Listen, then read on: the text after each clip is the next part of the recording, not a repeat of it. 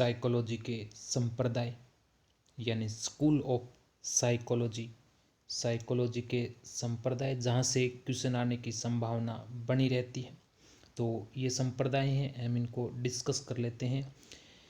इसमें पहला संप्रदाय आता है संरचनावाद संप्रदाय या स्ट्रक्चरलिज्म। संरचनावाद संप्रदाय या स्ट्रक्चरलिज्म, इसको अस्तित्ववाद भी कहा जाता है। संरचनावाद या अस्तित्ववाद भी कहा जाता है। इसे अंतःनिरीक्षणवाद भी कहा जाता है। देखिए, संरचनावाद की जो स्थापना हुई थी वो हुई थी 1892 में। संरचनावाद की स्थापना कब हुई थी? 1892 में इसकी स्थापना हुई थी।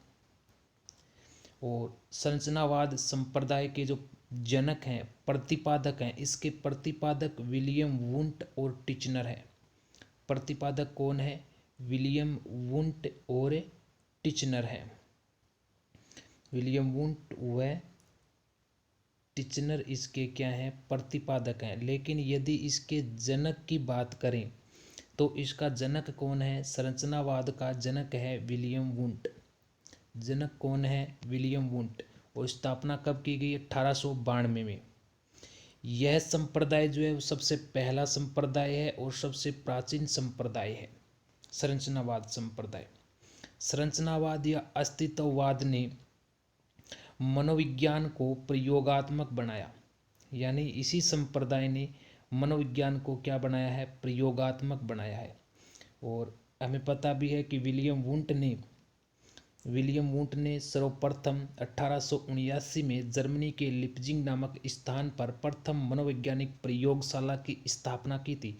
तो संरचनावाद व अस्तित्ववाद ने ही मनोविज्ञान को क्या बनाया है? प्रयोगात्मक बनाया है। मनोविज्ञान को क्या बनाया है? प्रयोगात्मक बनाया है। ये जो संरचनावाद है इसके अंतर्गत अंतःनिरीक्षण विधि पर बल देता है। संरचनावाद है वो किस पर बल देता है? अंतःनिरीक्षण विधि पर बल देता है। अंतःनिरीक्षण विधि जो है उस पर क्या देता है? बल देता है, या आत्मनिरीक्षण बोल सकते हैं, उस विधि पर बल देता है संरचनावाद। दूसरा आता है प्रकार्यवाद संप्रदाय, फंक्शनलिज्म। प्रकार्यवाद संप्रदाय, फंक्शनलिज्म दूसरा है। इसकी स्थापना जो हुई थी, प्रकार्यवाद संप्रदाय की जो स्थापना हुई थी वो कब हुई थी? 1895 में। कब हुई थी इसकी स्थापना? 1895 में इसकी स्थापना हुई थी। और इसकी स्थापना किसने की थी? विलियम जेम्स ने।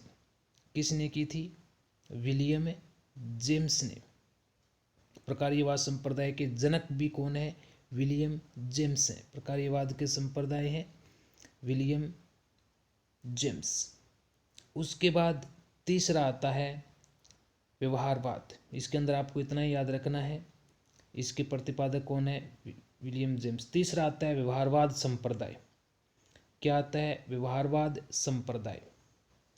तो व्यवहारवाद संप्रदाय के जो जनक है वो कौन है? वाटसन।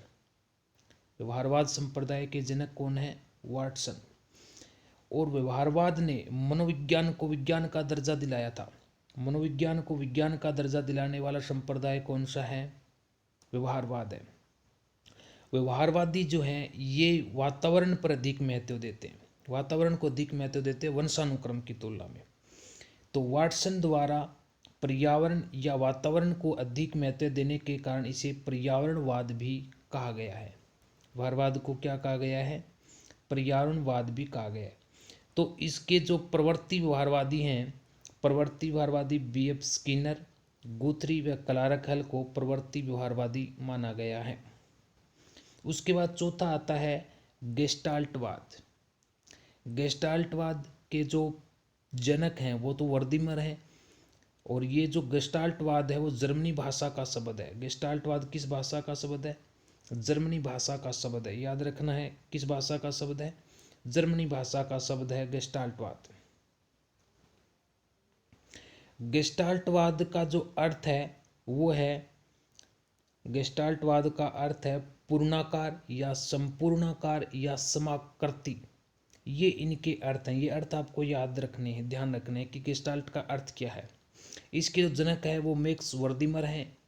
इसके जनक कौन है? मैक्स वर्दिमर। और ये जो गेस्टाल्टवाद सिद्धांत है ये पूर्ण से अंश की ओर है, जो शिक्षण सूत्र है उस पर बल देता है, पूर्ण से अंश की ओर।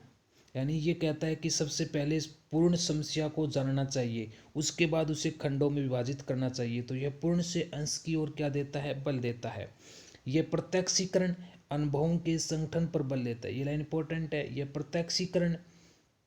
प्रत्यक्षीकरण व अनुभवों के संगठन पर बल देता है। मानसिक प्रक्रिया के संगठन पर बल, यह मानसिक प्रक्रिया के संगठन पर बल, जैसे चिंतन स्मृति प्रक्रिया को समझने पर बल देता है। पांचवा आता है संज्ञानवाद। पांचवा कौन सा आता है? संज्ञानवाद आता है। पांचवा आता है संज्ञानवाद। और संज्ञानवाद के प्रतिपादक जो हैं वो जीन पियाजे हैं, और इसके जो जनक हैं वो भी कौन है? जीन पियाजे हैं। संज्ञानवाद, संज्ञान का अर्थ क्या है? संज्ञान का अर्थ है कि ये चिंतन, कल्पना, स्मृति, समस्या समाधान, संप्रत्यय को विज्ञान का केंद्र मानता है। यानी ये चिंतन, कल्पना, स्मृति, समस्या समाधान, वर्गीकरण, संश्लेषण, विश्लेषण, ये तर्क वितर्क, ये संज्ञान का अर्थ होता है। तो इसे जो संज्ञानवाद है इसको निर्मितवाद भी कहा जाता है। संज्ञानवाद को क्या कहा जाता है? निर्मितवाद भी कहा जाता है। संज्ञानवाद के जो जनक है वो कौन है? जीन पियाजे। संज्ञानवाद के जनक कौन है? जीन पियाजे। इसके अलावा संज्ञानवाद के जो समर्थक हैं वो है जेरोम ब्रूनर। संज्ञानवाद के जो समर्थक हैं जेरोम ब्रूनर, वाइगोत्स्की और कुर्ट लेविन, ये भी संज्ञानवाद के क्या हैं? जनक हैं, इन समर्थक हैं। इन्होंने भी संज्ञानवाद की बात की है, संज्ञान की बात की है, इसलिए समर्थक हैं जेरोम ब्रूनर, वाइगोत्स्की और कुर्ट लेविन। छठा आता है मनोविश्लेषणवाद। मनोविश्लेषणवाद के जो जनक है वो सिगमंड फ्रायड हैं। इसमें इतना याद रखना आपको, मनोविश्लेषणवाद के जनक है वो सिगमंड फ्रायड है। मनोविश्लेषणवाद के अंतर्गत जो वो अचेतन मन का अध्ययन किया जाता है, मनोविश्लेषण जो विधियाँ होती है उसके अंतर्गत। उसके बाद सातवां जो है वो आता है साहचर्य। और साहचर्य के प्रतिपादक जॉन लॉक और साहचर्यवाद ने अनुभव पर बल दिया था। साहचर्यवाद ने किस पर बल दिया था? अनुभव पर। तो साहचर्यवाद के जनक जो हैं वो जॉन लॉक हैं प्रतिपादक, और इस पर अनुभव पर बल देता है साहचर्यवाद। और अंतिम आता है हमारा मानवतावाद। मानवतावाद के जो प्रतिपादक हैं वो है अब्राहम मेस्लो और कार्ल रोजर्स। अब्राहम मेस्लो और कार्ल रोजर्स इसके क्या हैं? प्रतिपादक है। एग्जाम में आया हुआ क्वेश्चन है। तो दोस्तों ये थे साइकोलॉजी के स्कूल यानी साइकोलॉजी के संप्रदाय जिसको हमने अध्ययन किया है। दोस्तों वीडियो को यहाँ से आप प्रश्न आने की संभावना बनती है इन संप्रदायों से। वीडियो को लाइक करें, शेयर करें और चैनल को सब्सक्राइब करना न भूलें। Thank you.